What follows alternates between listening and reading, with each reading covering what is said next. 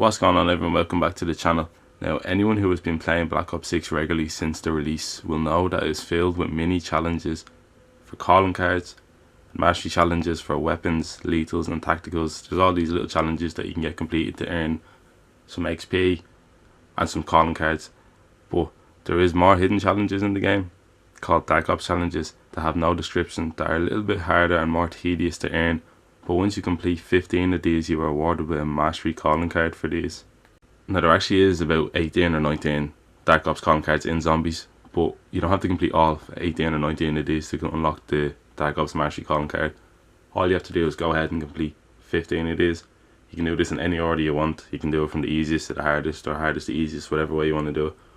We have a choice of leaving some out because there is one that takes a lot of time, which is reaching 1 million kills in Zombies, which you're going to have to put countless numbers of hours in, so you can get it done faster by just completing some of the easier challenges. And as some of you may know, I have been posting some tutorials on how to complete some of these challenges, and along the way of posting these tutorials I have been completing the challenges, and I have ended up completing 15 of the challenges and have earned myself the Dark Ops mastery calling card. And I just want to give a quick rundown of the 15 challenges that I decided to go ahead and complete, and discuss whether they're easy, medium difficulty or hard, and just give a few pointers and tips on how you can go ahead and complete them, just in a quick rundown of all the challenges. Just want to show off my Dark Ops mastery basically, and show that I completed it, because the grind, it did take a lot of time, but it's done now, so I'm happy with that. So let's get straight into some of the calling cards now. So starting off in no particular order, the first one is Fatale, which is kill 2 amalgams with 1 shot. I thought this was pretty easy, as obviously you have to do this on Terminus. Now, the first amalgam will spawn in, I think it's around 15 or 16, so make sure you just keep that one alive on solo and wait until the next one spawns in. It should be around 20 or around 21. And what you want to do is just get them down to 1 shot, and make sure they don't run into any zombies or grab you, because they will regen health. And just use a pack-a-punched HE1 or a Sigma launcher, and when they're 1 shot, make sure they're standing right beside each other, maybe pop an insta-kill gobblegum, and just go ahead and shoot them, and that's that one that will pop off. The next one is Gummed Up, consume 25 gobblegums in a single game. Again, I thought this was easy. Just play the game as normal or on directed mode, and use any gobblegums that are to no value of you. And don't use ones that have a time limit like Temporal Gift. Just use ones that are single activation, that enable drops like a cashback or a double points or an insta-kill. Well, that was a waste. Get down within 10 seconds after consuming with Perkaholic. This again is very easy, but it's one of the saddest challenges to do, as obviously you have to have a Perkaholic. You have to get lucky enough to earn a Perkaholic, and then just go ahead and waste it. And if you manage to fail this, you're just wasting another Perkaholic gobblegum. So I'd recommend not using the Dying Wish augment on Quick Revive. Maybe take off all your augments and all your perks so you just get down straight away. But I throw on Rampage and Juicer on any map you're on, and just get to about round 6 or 7, and the zombies will take care of you. So it's pretty easy to do that. Sticks and Stones, reach round 25 on solo using melee weapons and combat axes and melee macchiato only. It's very easy to do, because you still can go ahead and get Jug, Perkaholics and all, a Jug and any of your other perks. But make sure you're not getting any drops like nukes or insta-kills, and don't kill any of the environmental zombies on the maps. I recommend doing it on Liberty Falls, and just make use of your combat axes for taking out multiple zombies at once, as it will make the strategy a lot easier. As of course, if you're just using a melee weapon, it's going to take its time. But you could go ahead onto Citadel des Morts and just use the swords. I'm pretty sure the swords work. You know, when I completed these challenges, the swords were not there to be used.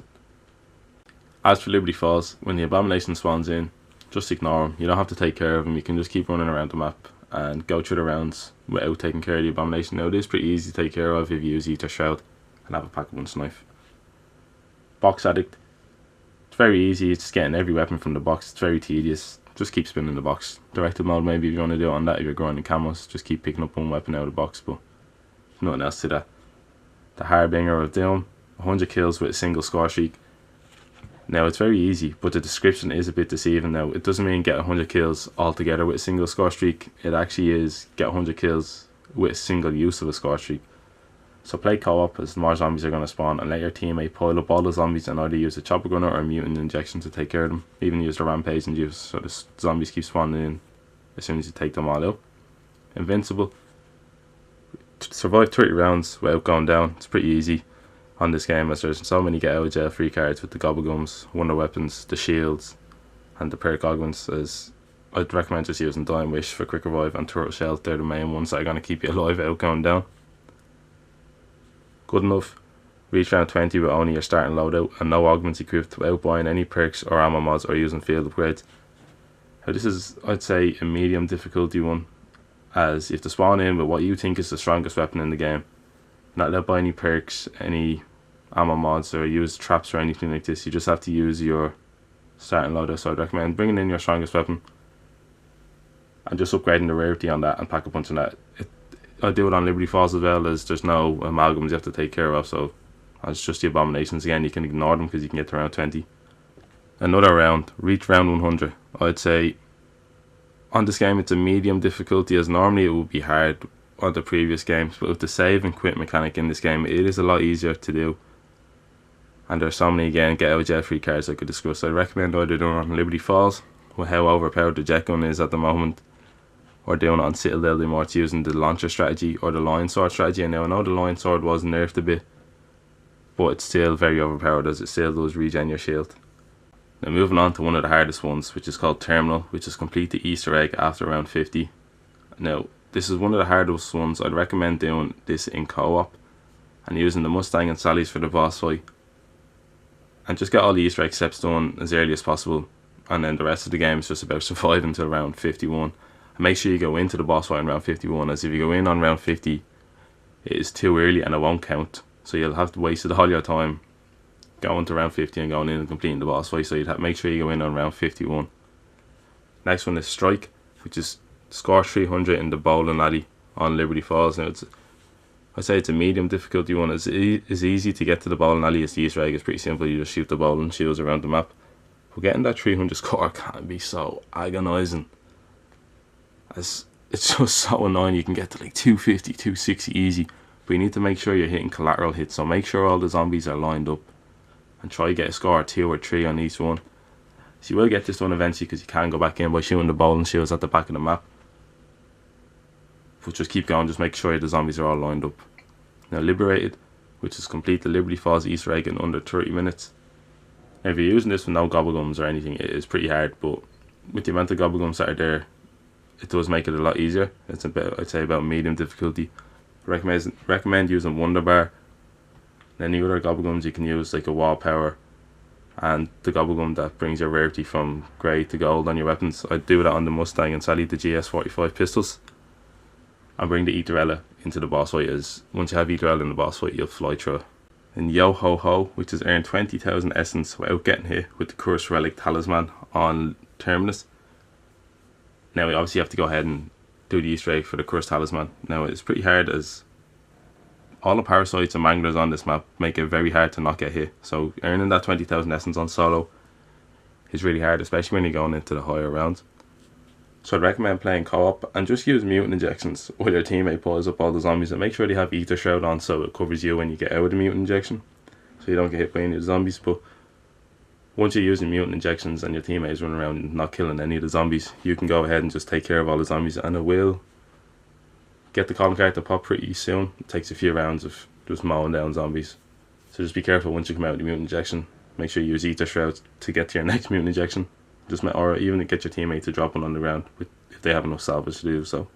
Now the one that caused me most trouble, and I'd say a lot of the community, is social distancing, which is reach round 20 without getting hit. By far the hardest challenge to do.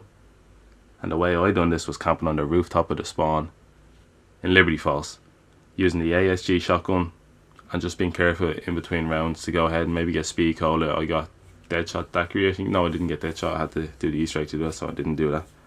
I just used speed cola and packed a bunch of my shotgun and sat up there and used the Ether Shroud when the abomination spawned in. So that's the main way to do it, and use dead wire as your ammo mod. Last but not least is Armed to the Teeth, which is have 3 Pack-a-Punch weapons at Pack-a-Punch level 3 that are legendary rarity and have 8 perks equipped. Now it's about medium difficulty, because I'd say how long it takes is very annoying, because getting all that essence, getting all that salvage of upgrading 3 weapons to golden rarity. Now you can get them out of the box golden rarity and then just Pack-a-Punch from there, but I'd recommend if you're doing it, you want to get it done fast, just use Perkaholics, use Gobblegums to increase the rarity of the weapons, and then just save up the essence to get your Pack-a-Punch done. So that's going to be all for this video. If anyone has stuck around this far into the video, I hope you've taken some sort of tips from this that you can go ahead and use in your own Dark Ops Mastery calling card grind. I know this is exactly how I done it and how it helped me, but if you want to see more content like this, feel free to drop a like and a comment on the video. Let's try to get the video to 5 likes, and drop any comments that you feel like could make these challenges a bit easier. And if you're new here, feel free to subscribe to the channel, and I'll catch you all in the next one. Thanks for watching.